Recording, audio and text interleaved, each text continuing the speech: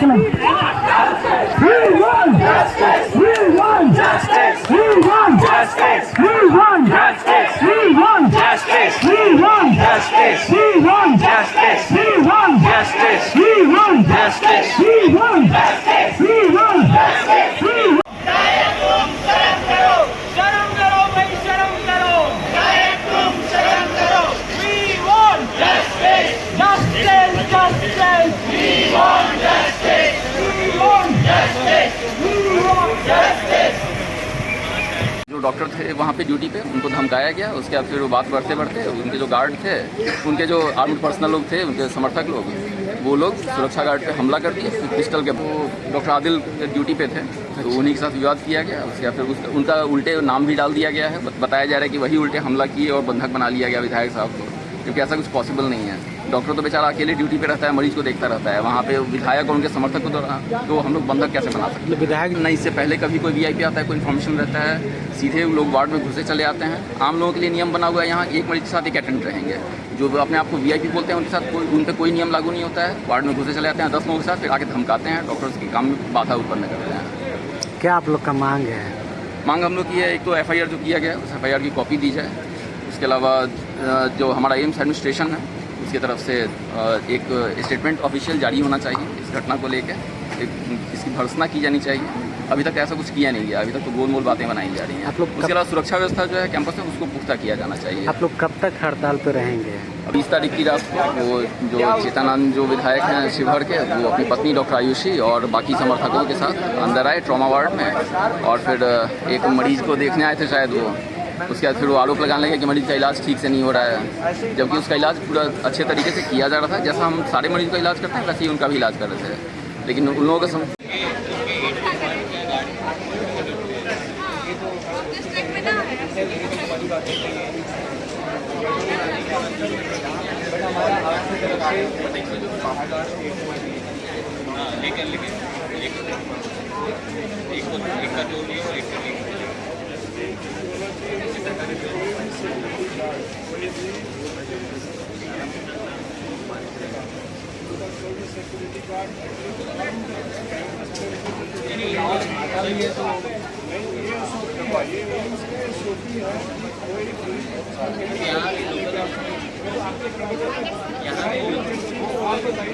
कभी तो education administration other than यहाँ के लोकल एमपी भी आते हैं, लोकल एमएलए भी आते हैं, लोग ऑलरेडी भी आते थे। उससे ज़्यादा लोग को लेकर नहीं आ सकते जो बाहर का एमएलए भी है, बट कभी वैसा मिसबिहेव नहीं करते।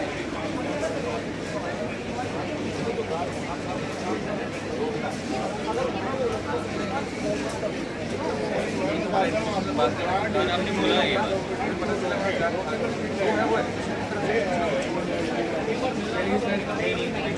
अच्छा लगा आप आए और आपने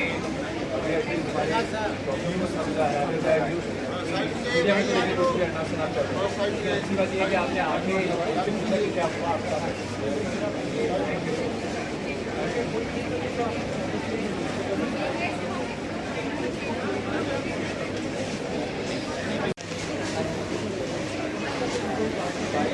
नहीं इन्फॉर्म करके आए भी थे,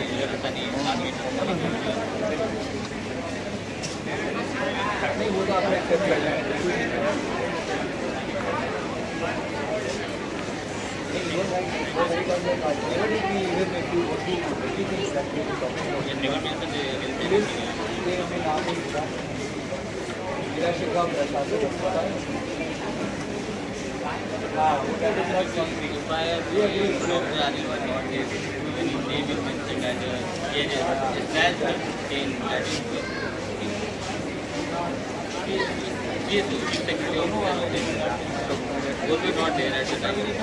तो आप अपील करेंगे तो आपको नहीं ये सब आपको क्लियर हो जाएगा। मारने के लिए आ जाएंगे तो हमारा तो constantly working in the world to bring Dr. Adil, I mean CM, and he was just assaulting. दोनों पार्टी को बोलेंगे। हाँ, थैंक यू सर।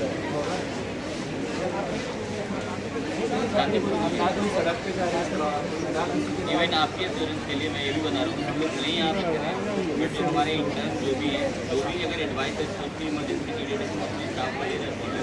ड्रेसिंग के लिए किसी का हैम्पर नहीं हुआ, सबका ड्रेसिंग हो गया। इतना एडुकेटेड है, इतना जो पब्लिक को सफर ही नहीं कर रहा। हम लोग के सिस्टम में परेशान है। एक मुखिया तक का भी आदमी यहाँ पे सेंट्रल लेवल के मुखिया के दस्तखत कर रहा है। ये है उनकी, ये फुलवारी शरीफ थाना क्षेत्र के अंतर्गत एम्स संस्थान स्थित है। यहाँ पर एक घटना हुई थी जिसमें दो पक्षों के द्वारा ये आरोप लगाया गया था कि दुर्व्यवहार हुआ है, साथ ही साथ मारपीट हुई है।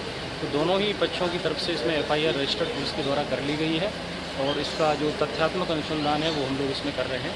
अभी चूँकि आज एक सूचना थी कि उसमें इसको कुछ जो इमरजेंसी सर्विसेज हैं वो बाधित की जाएंगी, तो उनका जो एम्स प्रशासन का जो गुस्सा है वो उनके खिलाफ है कि FIR दिल्ली से दी गई थी। तो उसी को बिंदु को लेकर वो लोग अपनी मांगों को लेकर शांतिपूर्ण तरीके से बैठे हुए थे। तो उन जो बैठे हुए हैं डॉक्टर साहब लोग, उनसे हम लोगों ने बात की थी। तो अभी सब चीज़ नॉर्मल है और जो इमरजेंसी सर्विसेज हैं वो बहाल हैं, वो चल रही हैं।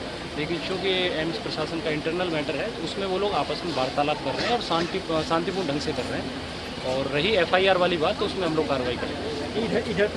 इसकी तरफ से एम्स प्रशासन की तरफ से जो FIR की बात की जा रही है, अब तक हुआ है या FIR रात को ही हो चुकी है। एम्स प्रशासन की जो FIR है हम लोगों के पास जैसे ही मिली उसको रजिस्टर कर लिया। ठीक है।